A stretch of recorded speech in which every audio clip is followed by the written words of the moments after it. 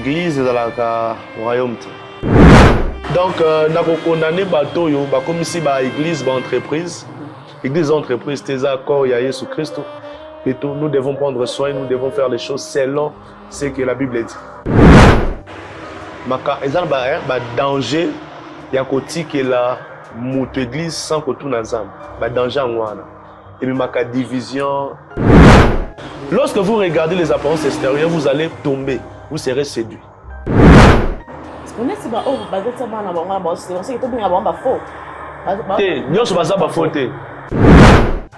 Il y a des vérités. Oh, yotoza appelé à Kolobayango à te déranger par père spirituel. Ma papa n'a bisopé. Oui, bah, quoi hériter banate.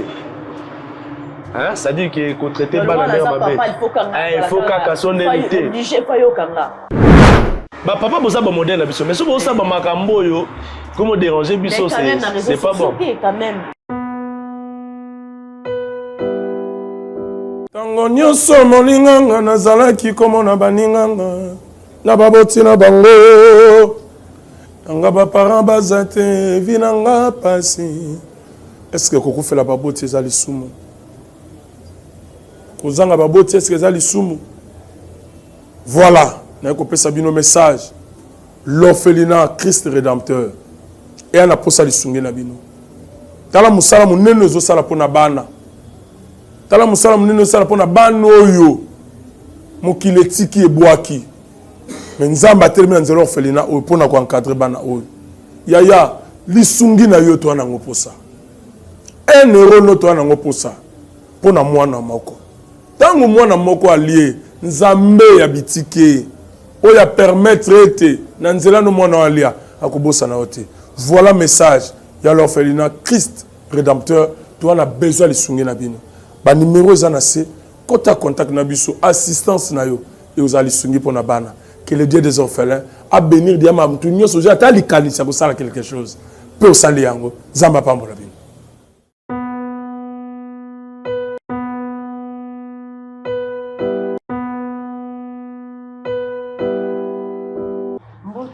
Balandino sur nouvelle dans nos télévisions partout au monde et te souhaiter nos bienvenus l'émission na nous espace libre où ils ont présenté Nangai nous avons bossé pour ta pour na obaye bingate pour la première fois nous avons bossé pour ta présentatrice l'émission na nous nouvelle espace libre.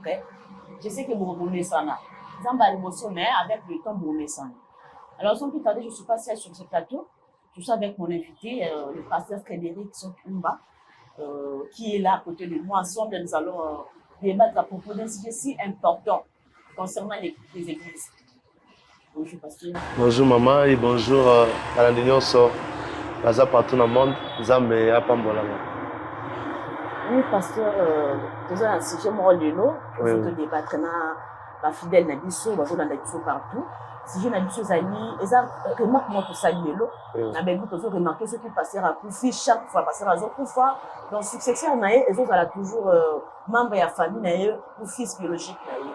Autre titre, nous avons la dynastie dans les églises de réveil. Mais éviter ce qu'on par rapport à ce sujet Nabiso.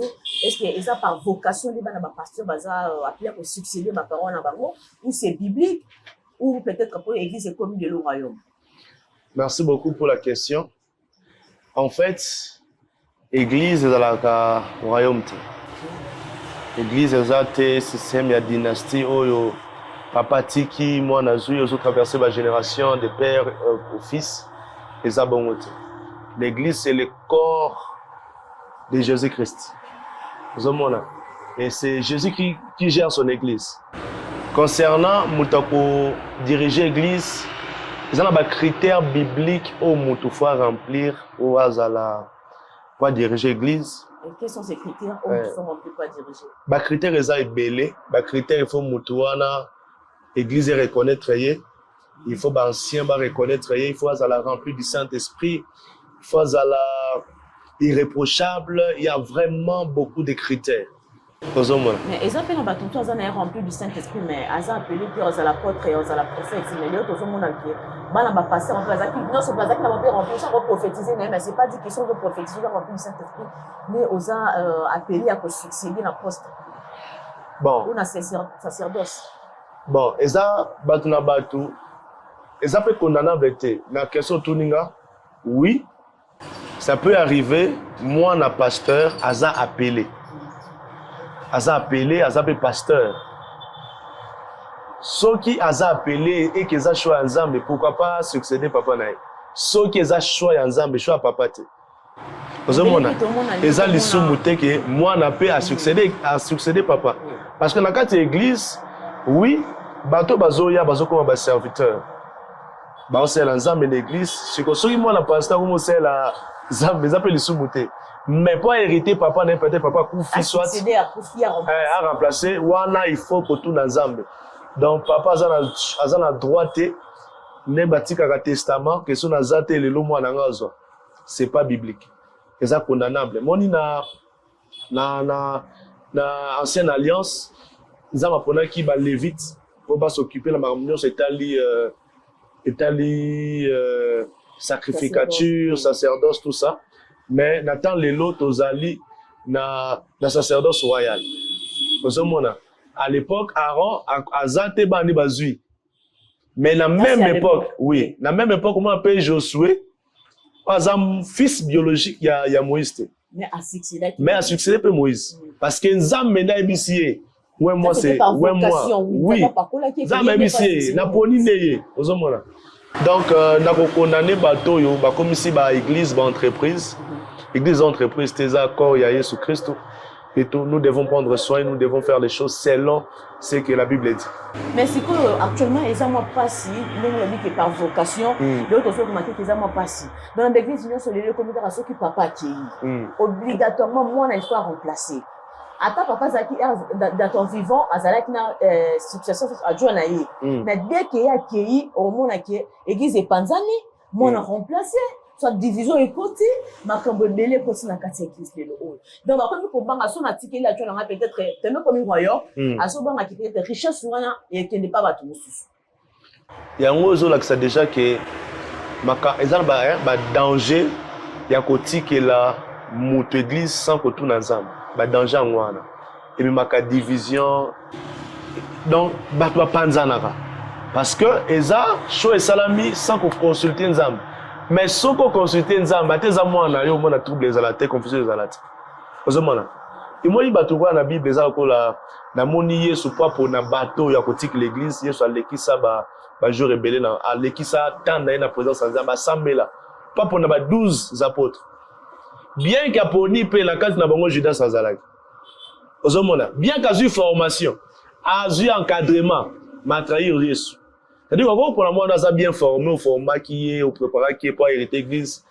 Mais attention à cause de la danger pour l'église, à cause de la paix Judas pour l'église. Mais le comme si vous avez une volonté en Zambété. On y a surtout la volonté en Zambété. En général, en fait.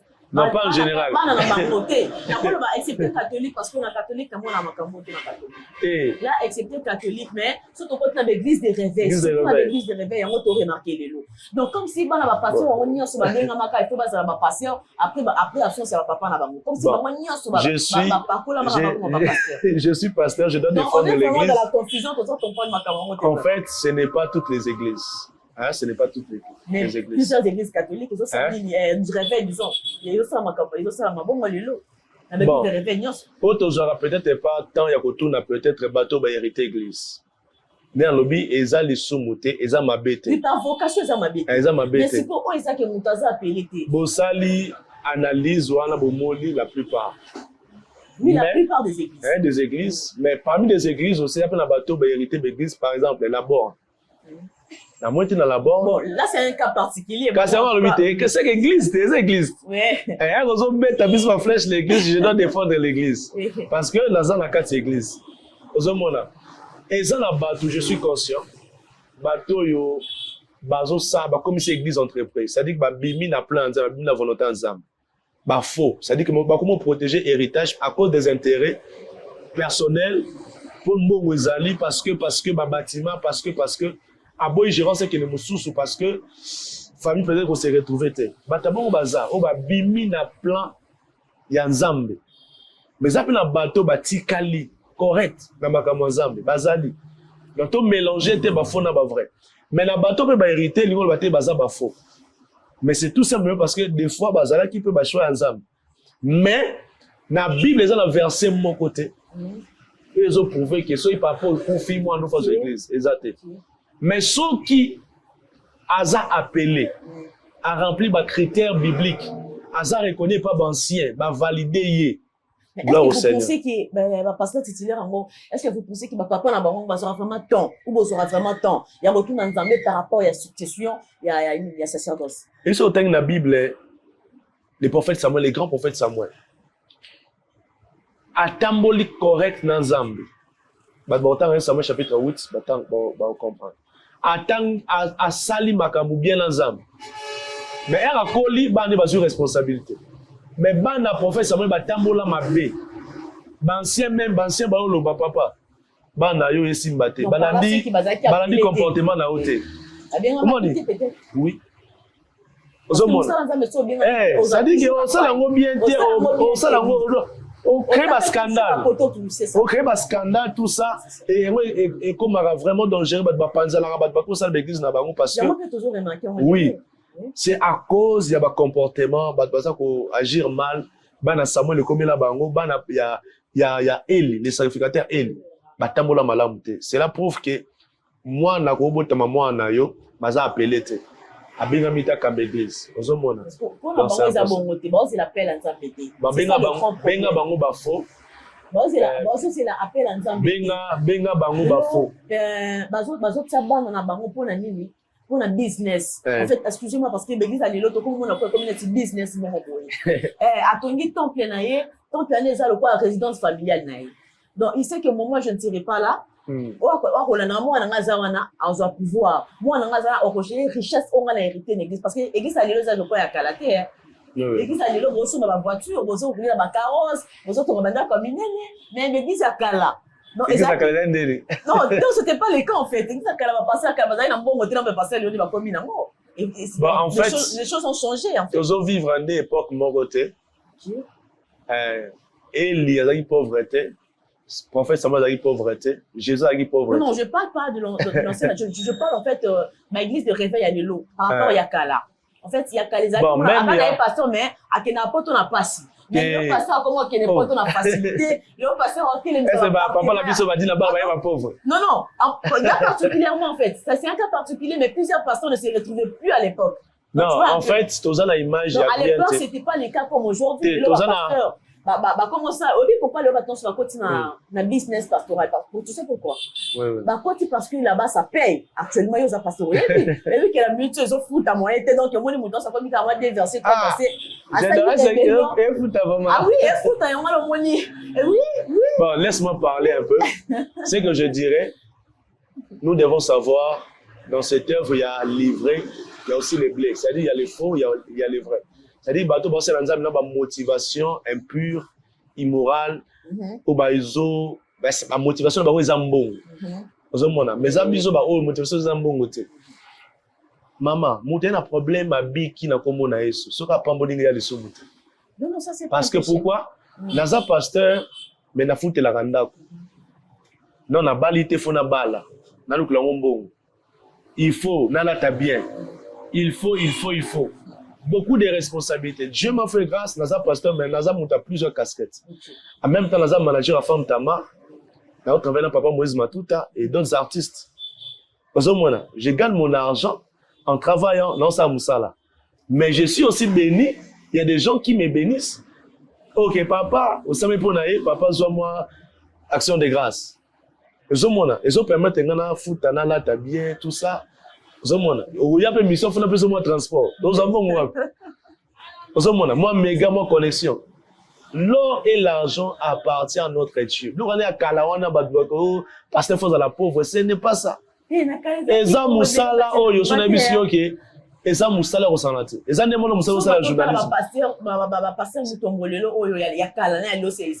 Mais nous devons bénir et glorifier Dieu. Nous devons acclamer.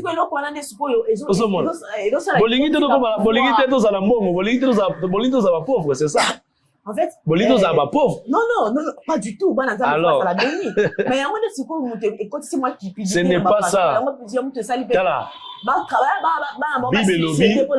Bible lobby, l'or et l'argent appartiennent à notre Dieu. Des riches qu'il était, il s'est appauvri pour que nous soyons riches.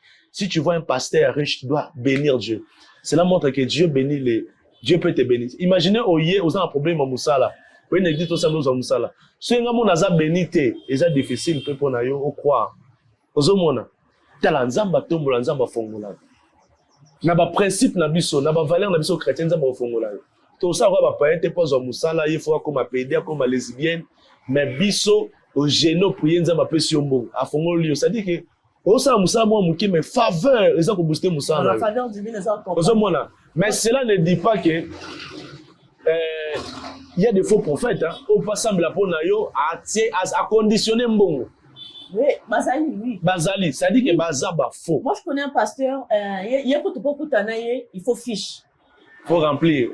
Tu peux d'abord la fiche, oui.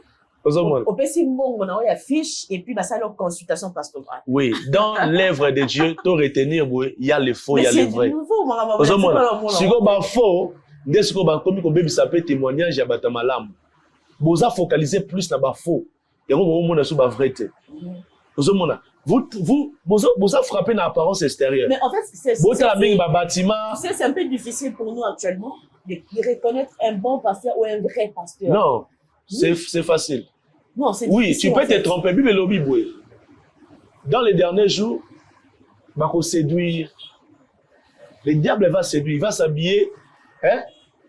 Il va s'incarner en l'ange des lumières. À sa forme, comme le roi ange de lumière, les prophètes Samuel et Isaïe pour oindre David, Akutaina, Eliab. Abi certainement c'est le roi de Dieu. Pourquoi? Apparence extérieure. Lorsque vous regardez les apparences extérieures, vous allez tomber, vous serez séduit. Mais lorsque tu écoutes le Saint-Esprit, la Bible dit vous reconnaîtrez un arbre. On reconnaît un arbre par ce fruit. Vous êtes un faux prophète, vous êtes un vrai serviteur de Dieu.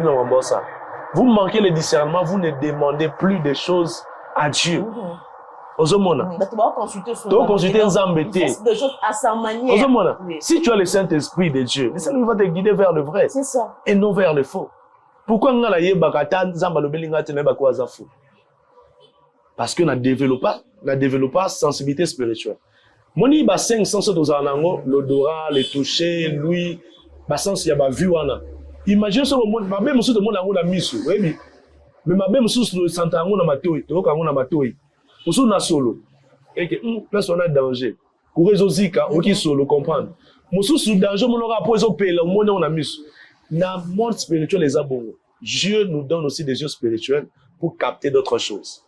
Les oreilles spirituelles pour capter d'autres choses, même l'odorat spirituel pour sentir d'autres choses. Si vous manquez, il faut se repenser.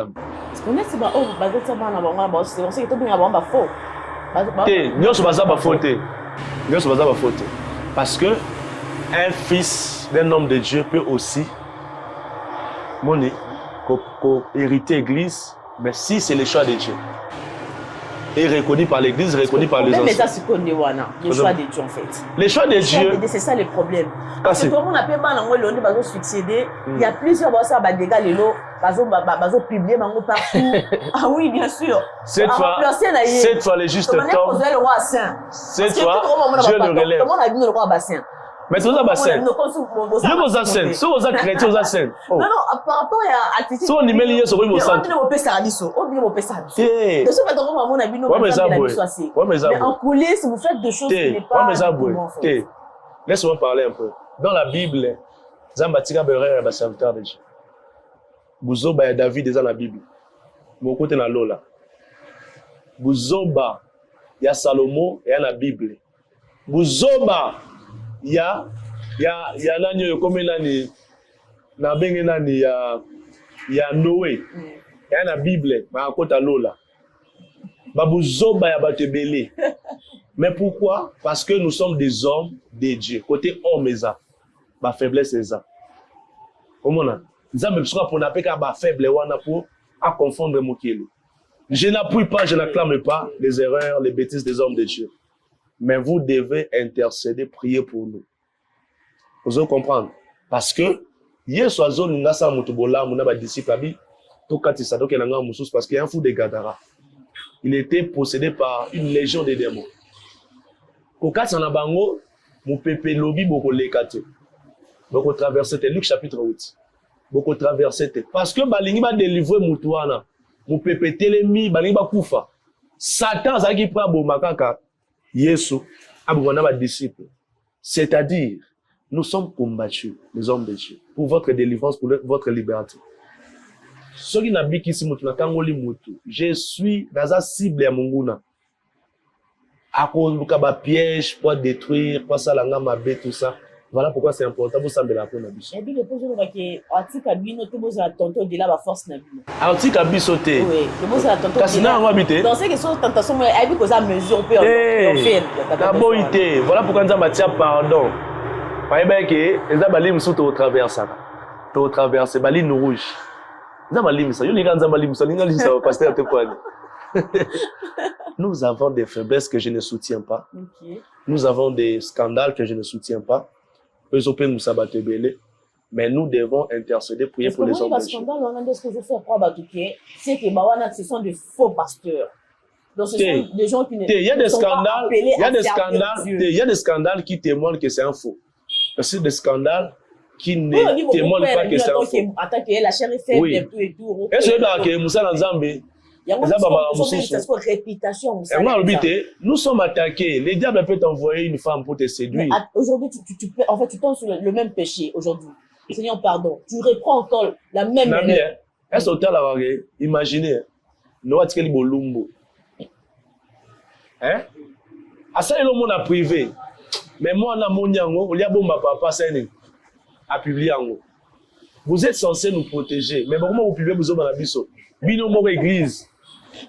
Parce que au best la biso tendance il tendance de nous tala papa na yo ata tangaso ya papa na.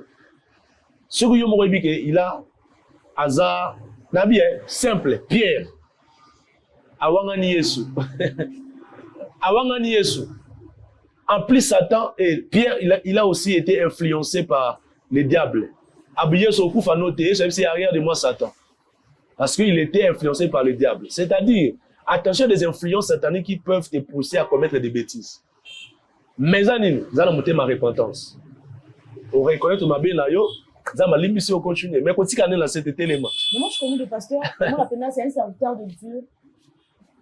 Un serviteur de Dieu, au monde, à côté, moi, les pasteurs, on a pas pasteur. À côté, un hôtel, là, il y a une réception. À se déguiser. Donc, chaque fois, il y a se déguiser. Non. Mais faut te ça la bien. Il y a un bon marabino. On voit ça de nous, en fait. Donc, réceptionniste, ça là qui moi, il y a Polo Flat. Ok. Donc, le pasteur en question, oui, il est reconnu, en fait. Alors, pasteur, il est banni. Flat, c'est ça, épouse. T'es ça flat. Ok. Bon, on a pris cet exemple là. Nous avons manager, nous avons pasteur. Nous avons flat. Peut-être pour nous même la junalia. Accompagné d'une femme. Hein? Tellement habité. Exemple moi, dans une paillement à Brazzaville. C'est mon artiste. Maman Akassia Fatou, la servante de Dieu. Azana Brazzaville, c'est l'artiste open la manager. Aki awa pour la fête moko. Tozulié flat hotel parce que ça ça mon paya so OK pour nous va na la flat so wuti oye na Congo va na la flat hein na zimutu kana ko tike na flat ngaza mobaliti yaza mwasiti na ko ta la flat pour déposer kuna so ki mutu oza ba intention mabo kansani imaginez il y a une message qui na flat sango mais té on habite na balancer kaka régulièrement en fait na condamné yango là tu montabongo parce que le but nous ba Noé est dans la Bible tobo été nous il y a ce qui a David ils appellent la carte Bible tobo été mais ce que David à chaque fois qu'il péchait allait toujours avec un cœur sincère il allait toujours se repentir oui. Voilà. Mais ce que mon tour au tombé, yo tombaka na même raison mais pas en munga na bisoté. Ce qu'on parle à Mutabongo, est-ce que c'est un vrai pasteur ou c'est un faux pasteur? Bon, je sais que tombaka na même erreur. Il y a des faux. nabi ke moni boye ba ke toza na musala o C'est toza que ba personne n'est pas appelé en fait. toza na ba faux toza na ba vrai. Parce qu'il y a personne qui a appelé même si tombe dans bas en Yango alobi mama na nga. continue. Toza na ba faux toza na ba vrai. Boko misa ba faux ba vrai te. Parce que biso tozu formation, tozu encadrement, nabi ke makambo oyo na ko sala ngote. On a ko sala ngo parce que naza formé na musala o. Ebele ba acte na bango za ko scandaliser parce que manque de formation et baza ba faux. Objectif na bango ça tantisi bango ba créer ba scandale, ba créer confusion, ba bebisa image église. Ozomona ba tabongo bo dénoncer bango. Ozomona bo dénoncer bango bo te ya bango et aux alamalamu mingi. Ozomona c'est ce que je peux dire. En réalité ado servi 2 mètres. Pas 2 mètres, a servi de Satan. Mais Satan en personne. a servi Satan mais bino subo kan ça c'est l'ensemble. Ba batime bele bo mona batebi bo azat ayeba ni bo ka c'est pas ça pasteur. Parce que vous ne prenez pas le temps de demander à Dieu, Seigneur, est-ce que pasteur Freddy c'est un homme de Dieu ou pas? Vous attendez en route. Tous vraiment tenté parce que tu peux l'amener il passe la miracle. Bolingi miracle, Satan ça la miracle, banganga babik sa babeli. Les lois sont sa guérisseuse et belé. Des marabouts guérissent, donnent le succès, donnent l'argent. Voilà pourquoi nous devons chercher vraiment les royaumes des cieux. Si tu viens à l'église pour les matériels, tu vas rater le ciel. Mais si tu viens à l'église vraiment pour les royaumes des cieux, les restaurants, ils ont égoulé ça haute. Nous avons là, le bâtiment qui toque, le confort. Dans le confort, le Saint-Esprit n'est pas là. Peut-être l'église, peut-être c'est là que Dieu est là. Nous avons là. Mais le fait comment l'église on demande, on dirait ça batika la kani na l'église on a. Ça na bi bongo nzamba za na manzanda c'est que la kiti sinzamba langa. Ils pasteur ba o baza moi célèbre en fait, ba o baza moi likolo, ba pasteur on est belé et belé vraiment ba commence à faire nzambe na bosolo lisute. Té wana kosi nzamba tombola. Il y a plusieurs qui disent que oui, moi j'ai entendu. La première ba ba ba babi, l'église est belé o bozo mona na ba to tonga yango VIP nzamba za la lisute. Yo kina nda lo bibo. Oui quand bandimi. Dans l'église, té. Sans bi bongo to kiti si. Banaki na bash, mtabani pa na bash. Abantine bien na bash. Papa eka comme mataka rabo parce qu'on a les bandits. Non. Et ça va vraiment ni ba en fait changement wana. Non, pas mes aboués. Parce que moi je connais même je connais un chanteur voilà et Ayeba Lipe, je n'ai pas cité son nom. Dans ça l'émission on a 2015 comme ça. Dans ça l'émission en 2015-16. Et bien na lobela isabi on lui très bien qui ensemble mtabinisi. Oti musika nzamba tomboli lelo tout et tout. Est-ce que lobby ou après lobby kuna? Je peux pas publier le corps balingate. Est-ce que créer un scandale té? Ah ben non moi je ne peux pas les faire parce que je suis un frère. Nous avons d'ailleurs pas nzamba le pot singa na balance na nzambe. Mais à ma grande surprise quelques années passées, na mona ba publier. Merci beaucoup pour la question. Et ça la mutu moko te la vie, soko za un ouais de Dieu. Oza serviteur de Dieu. Mutu moko ta souetaka a chuter a koya, mutu moko te. Donc, on se soldat qui est gay pour sécurité. Si on a soldat solo, on a qui est gay à côté de front pour sécurité. Pour nous quitter. Et il va réalité dans la terrain. Sans me la soutenir parce que nous il va réalité dans les kakunati. Je n'encourage pas bateau ba osala ba mabe. Mais dans ce bango va se repentir, zamba za pona bango. Zamba ki pona batamabe, soko kwei telema, pangusa telema zamba va restaurer. Parce que le salaire du péché c'est la mort. Ils ont des conséquences. Nous sommes des conséquences. Et Zamba Mawa, il arrive à Bisso. Et le Romoko, Oyeba, beaucoup misa, ba faute, ba vrai. Vous avez Zamba tombolaka, Zamba pesaka, mbongo, Zamba pesaka richesse. Surtout nous que Zamba zaka na l'église wana ba banzanza, c'est to kiti sinza na Bisso. Notre Dieu travaille aussi avec des excellents. Nzamba tombolaka, nzamba pesaka mbongo, nzambe sama koma minene. Ozomona. Donc, ezamba papa na biso ba kiziamina, bazé belé ba papa Marcelo Tunas, bazé belé. Mais toujours remarqué lelo, ba pasteur ba pakola mikolo en fait, ba pakola mikolo kasa ministère. Toujours remarqué ba kona mo ba polémique, mo ba manquement mo ba ancien. Mon saint serviteur de Dieu. Non, moi je suis pas ici pour citer le nom. Voilà. Moi je peux pas créer des scandales. Mais ils ont auto remarqué les lots. Bah, on va y sika. Bah, on va les sous ancienneté. Donc, oui, comment créer un scandale, comment n'importe quoi, ancien pasteur déjà, parcours la miakala, donc, moi, guerre-moi et côté entre les sociaux et les enfants. On a un guerre-moi et côté. Donc, toi, en tant que pasteur, au point de sur ces points-là, on se s'assied. Merci beaucoup. Point de vue, c'est que je peux dire. Autant on a Galates, bon, soit Ephésiens chapitre 6, autant chapitre 6, le premier verset. Premier verset, c'est à toi. Babinil.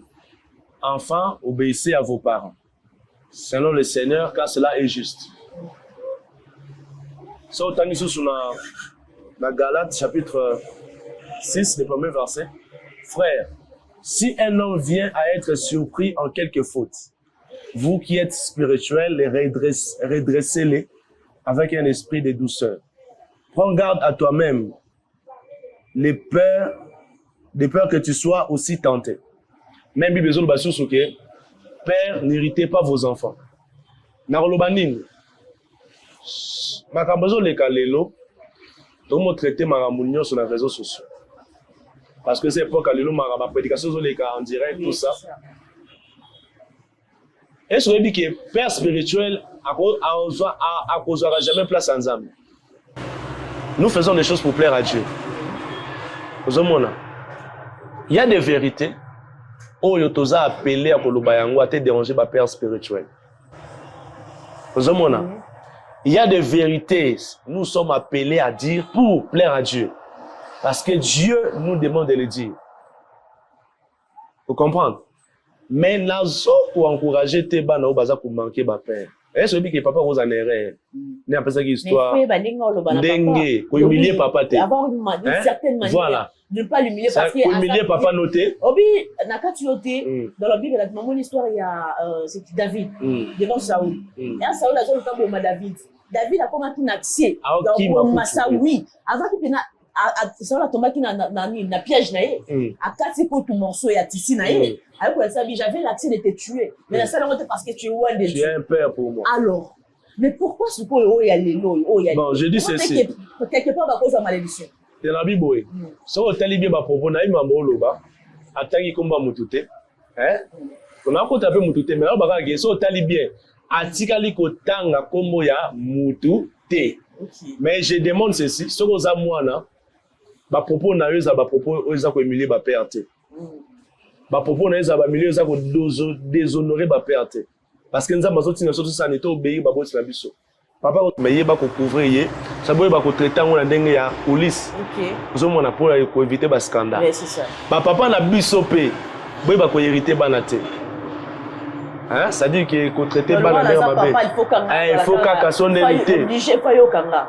Dans le monde tozo vivre mwana tosa baboti na yo pe papa mitosa mi ba ko mitosa parce que ba papa boza ba modèle na biso mais so boza ba makambo yo comment déranger biso c'est pas bon quand même au poste là même ndolo bien coulisses poste là ba marque en coulisses actuellement ça se fait pas comme ça est-ce que apôtre Paul a esima mais à reprocher Pierre et Nenaï pour maman ça là ils ont bien été un scandale.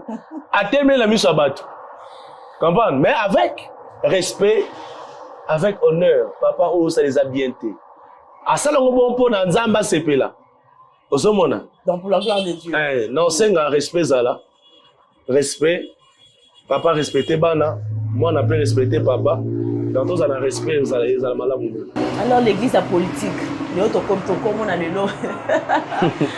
Comment on a les lots?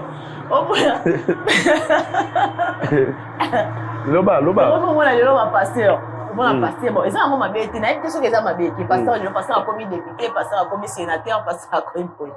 Mais il y a plusieurs pasteurs de l'eau. Ma camarade, mon sang, là, les lots, ça se m'a monté. Toi, un pasteur. Ma pasteur, il y a politique, ma comme l'eau, pour soutenir.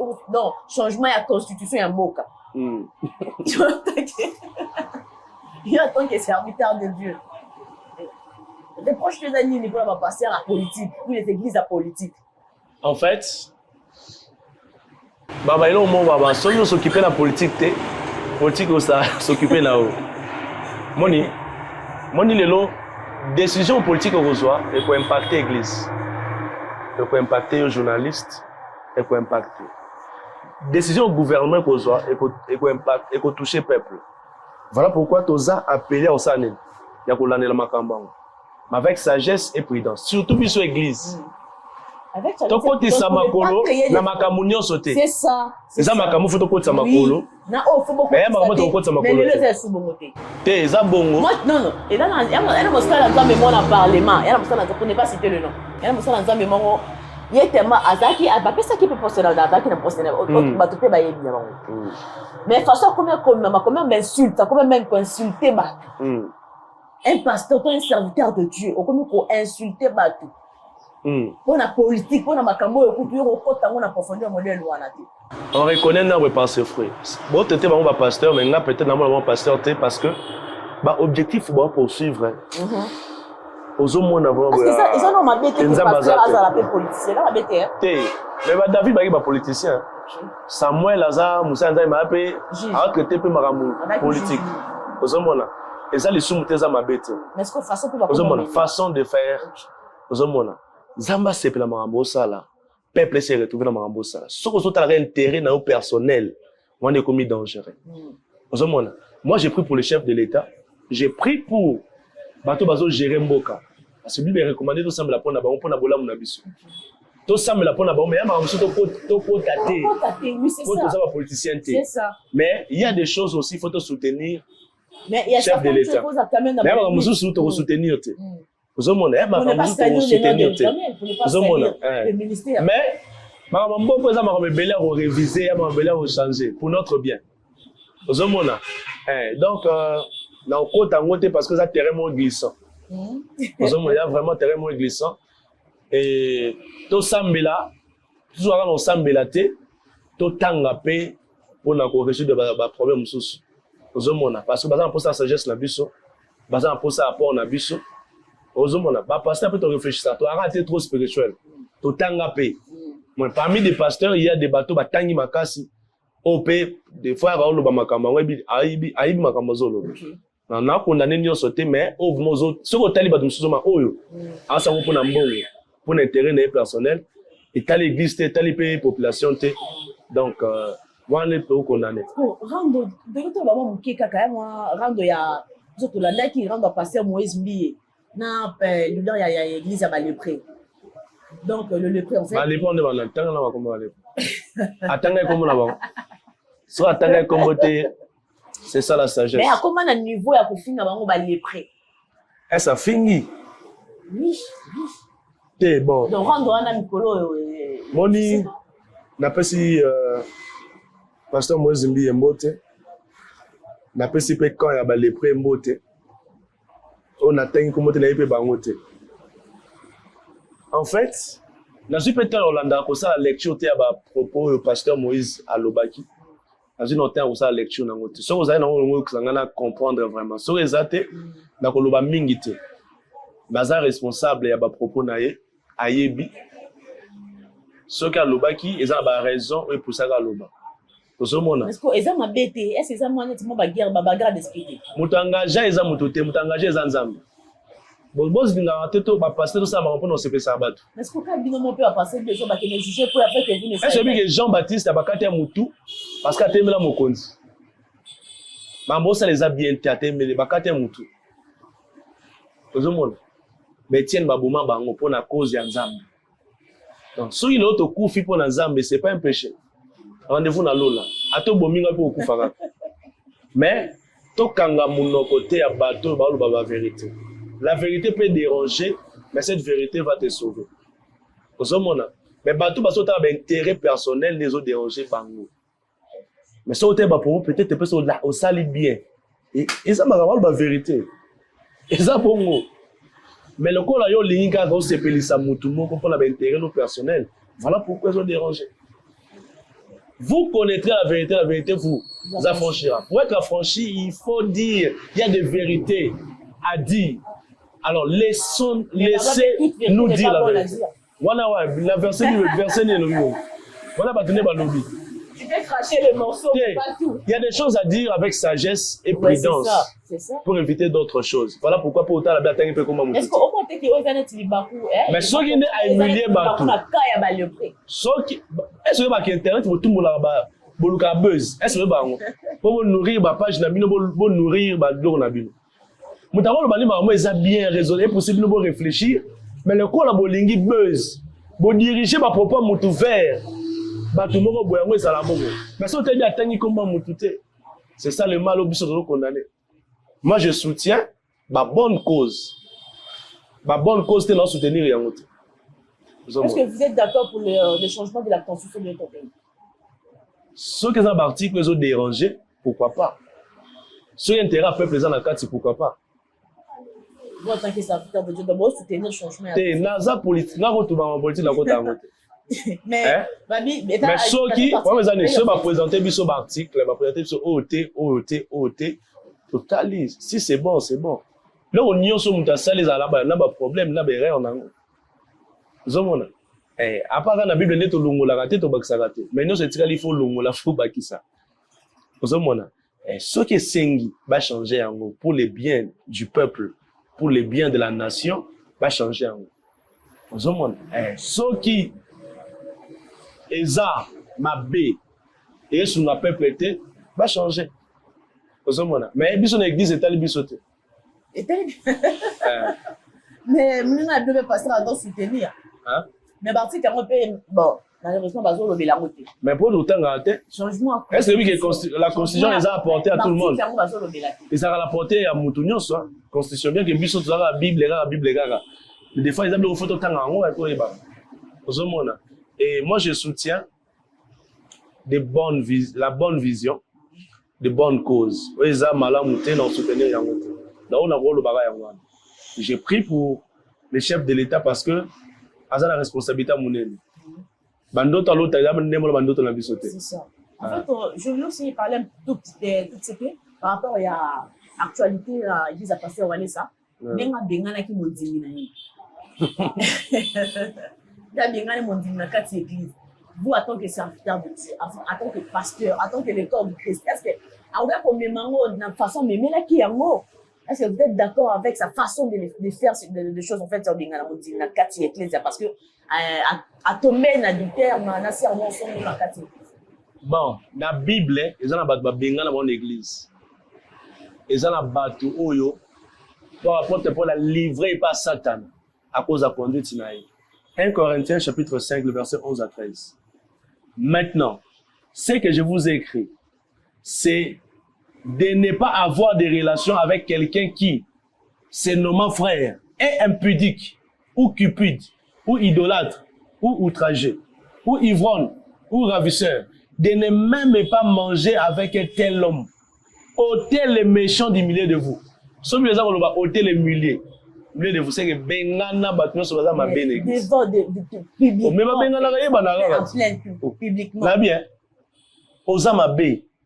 Oza infiltrer to bengano te. Comme on dit maïe, bon. Aza mon limité, aza méchant. Mon dit maïe l'église. À détruire. Mon dit maïe, attend le VIH. Mon dit maïe attend le VIH. La guérison, peut-être si vous dites guérison. Et en plein air. Hein? Tu nous as mis Arabic Saka, comment? Aveugle, Arabic Saka, Aïssa qui est pour la Saba. Abi, vas-y, mais ne dis à personne. Tu vois un peu? Donc, un terme, ça qui est. À ça, la Yo, non, je sais parce que je lis la Bible, je suis chrétienne. C'est que Yebanagi. Je suis chrétienne. C'est comment c'est que Yebanagi. Parce que c'est écrit, Yebanagi parce que. C'est écrit, c'est que Moutouan va aller sur la scène. Parce que pour Jésus ne voulait même pas qu'il y ait solo. Ah, ok. Et c'est passé discrètement. Merci. Il y a un comme ça qui est en public. Moi, je t'ai propagé le Merci. C'est un peu ça. Alors, un habit ici, c'était en secret. Abi ne dit à personne, mais il y a qui a propagé de nouvelles voilà. Est-ce que vous ça la mimutaza na atteint na VIH? Je crois que même réputation mutuwa na bo. Supposons qu'il est guéri. Il est guéri oui. Maintenant, quelle femme donc voudra-t-elle épouser ce genre de monsieur parce que azatu surtout na mutuwa na malgré avec que j'ai atteint à mutuwa tabiké ça dit qu'il y a so. Ba comme na robangi na kata comme il y a chez moi. L'autre boss là, est-ce que pour bala mutu il y a des tests tout ça là. Mais même la salle à test. Mais ça s'est fait Ça s'est fait ça s'est fait en coulisses. Ça simple. En fait, une personne qui atteint le VIH et publiquement comme ça tu l'exposes. Yo kangai. Moni être responsable de l'église. La réputation na yetu. Merci. Yo ta réputation, moi ta danger t'es église. Est-ce que qui est dans l'église, il y a des bateaux qui ont un objectif à Kaboula maladie. À Baby Sabat. Donc, on a un responsable de l'église, je dois veiller sur les âmes. Veiller sur les âmes, il y a des choses qu'on doit dénoncer comme ça. Pour protéger les fidèles, pour réveiller. Mais lui, il a dénoncé. Veiller et prier. Bible le bien. Veiller et prier afin que vous ne tombiez pas. Dans la tentation. Dans la source, veiller et tomber. Les places, on va veiller, on va veiller. Pour ne pas détruire des âmes. Ok. Maman, tu vas avoir un sentiment. Si des joyaux, il y a des bateaux, l'église n'a pas de mission, plusieurs bateaux qui na sida.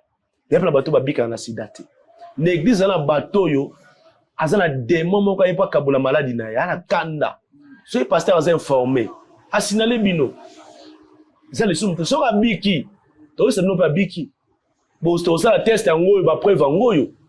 Si yo lingi moi mobile a un sida, avant même accoucher, non, ça m'a yéli vraiment. Mais il faut ça test. Et là, on va attendre ça la test. Est-ce que neni sida peut samaranani transmission ya manini ya makila non rapport sexuel tout ça peut ça sida. Yo tout ça. Parce que yo c'est un chrétien. Au coucher na muta avant mariage, au seni. Au quoi na piège joana les soum. Mais so ozam moi na nzamba solo avant coucher na mobali, faut le mariage. Et na mariage zanini avant bana to ke na test to ke na inerbe to ke so yo wapi na centre. Tout ça c'est ba test nyos. Ceux qui a ça incompatible bobala na té. Donc pour cela bato ozala mobali avant bala yo sala test. Ceux qui salon avant le mariage on doit sida. Au pasteur à sala qui j'encourage pour protéger les fidèles. Nous avons notre part de responsabilité. Un mamoussou ba ange invisible ba sala, un mamoussou ba ange visible ba pasteur ba sala ba protéger. Donc c'est un peu ça. Alors, selon nous, dès que l'église a l'îlot, les autres tamboula, dès qu'il y a la manche l'église à l'îlot, il va se fonctionner en fait. Disons, du genre, trop qu'on y a bon ou quoi. Ma consultation prophétique et comment il faut payer ça bon. Ok, bah ça, mais la peau n'a non, il faut donner la. Vous avez reçu gratuitement, donner aussi. C'est tout le lingamo. Mais n'a pas qui ont ça dans mais on recevoir gratuitement, payer ça m'a payé gratuitement. Mais comme l'église au l'église à l'îlot, il tamboula sous bon côté. C'est tout simplement nous mélangeons les faux et les vrais. Bozo comme ça va faux, va vrai. Voilà pourquoi vous souffrez. Et puis quand des dieux pendant la carte à l'église, ils ont tellement été. Voilà, l'église ils ont parce qu'ils ont un malade. Yo côté la maladie, yo quand si l'église n'est pas malade, té. Mutuana aille pour pas traiter. Asa na processus, a milano ba médicament pour bika. Ozomona, c'est le travail au tout ça là. Même biso ba pasteur Dieu nous travaille petit à petit, petit à petit. Yes, je ba apôtre na ba disciple avant comme ba apôtre, avant que la église a formé bango. Ba bano ko ko bikisa ba belité, bano ko ko chasser ba démonter, bano sa ba makambi dani Pierre a renié Jésus, ba une formation. Église a un processus et même mototi na perfection. Alors, moi je dis ceci. Ne traitez pas toutes les églises de faux. Il y a les faux, il y a les vrais. Ozomona bato bazo senga mbongo ava bikisa yo aza faux. Mais ko pambola pasteur za le sumuté, action de grâce ya le sumuté. Ko futa dimi ya le sumuté.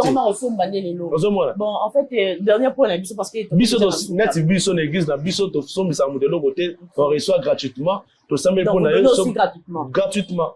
To soutenir bon fele, to futa ndoko bon fele. Non na yo za na ngote ba condition za na ngote. Et le côté obenga téléphone ozwinga. So au pambola na boya te parce que les émissions nous payons.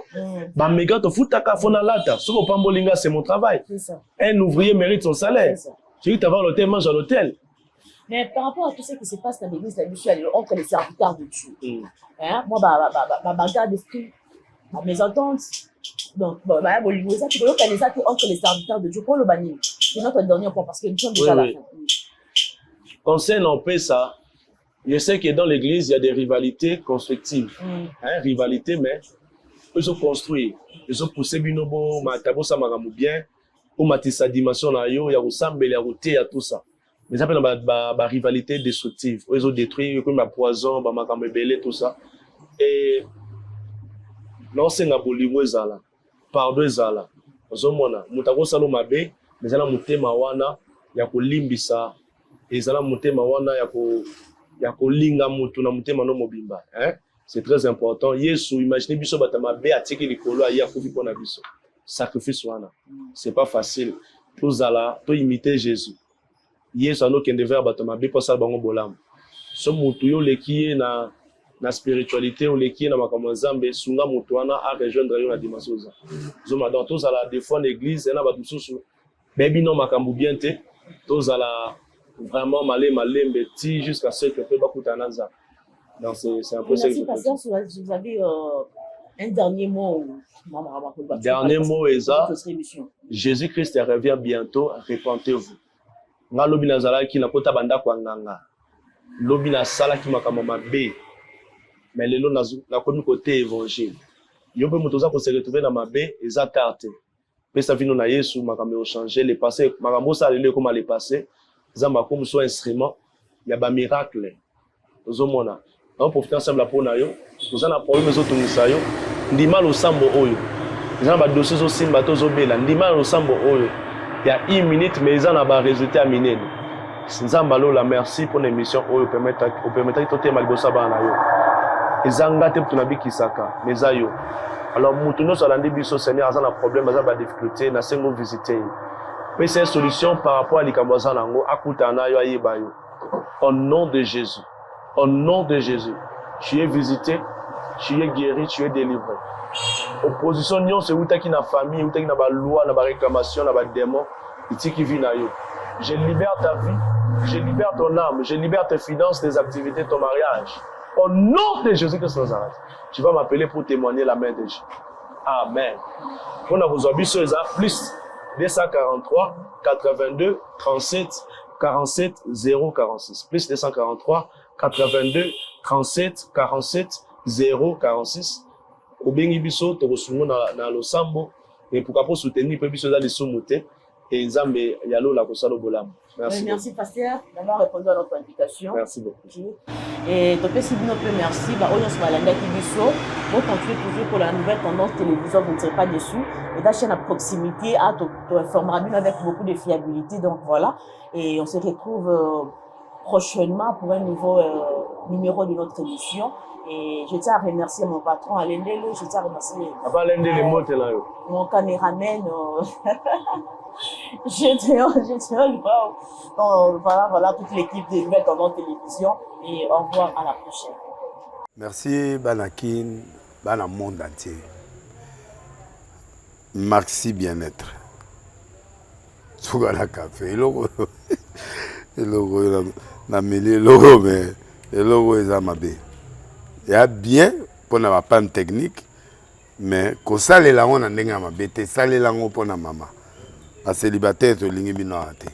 So maka boma mokolo bala pourtant zo ba produire ngo soute. Merci bien-être yango yo. Lukango benga ndeko nanga Alain Dele yé mutu ayebi esika ko fournir yo autant que tu veux $35 et belé na kati sobo melika moko de joga bien be moroïde banini tout ça bilialia vanda musala banini et réparer yo système ya break et réparer yo pe fonctionnement ya break de break donc et pe son fonctionnement ya bien. To comme ba congolais toujours gagner ba match aux ba défaite pas technique en plein match c'est pas bon zongela eloko ngana c'est éviter de dire surtout ba pasteur boningo mela boyawa bobenga pena Alain Dele na numéro na ye pour bobenga pour bozeloko c'est important. Traitement poison anti-poison yango yo ne ba mususu meli yango avant okende obima o mela ngo ça des jours ata bateli loko moi cuire mon corps c'est bon oyo pe anti-poison donc soko ata ezana kati et longolango Alain Dele mikolo somme n'habité mindele yango ba pese biloko ba udia po biloko yango bendeza ya solo mikolo ba tchaka poison ato la famille te ato za problème na mutu te jalousie car do ba produit yango na ya anti-poison oyo pe anti-poison donc benga Alain Dele à partir na ye ayibindeni oya ozwango nzambe na nga pambola bino mibatela mboka ekomi bien te bato bakomi na jalousie oyo tozocomprendre desu te bana mike bazokufa mikolo bazokufa baotia na bana bebe bapoisson donc toujours zala na ntina yo ndenge nga na ndako c'est bon que Dieu vous bénisse.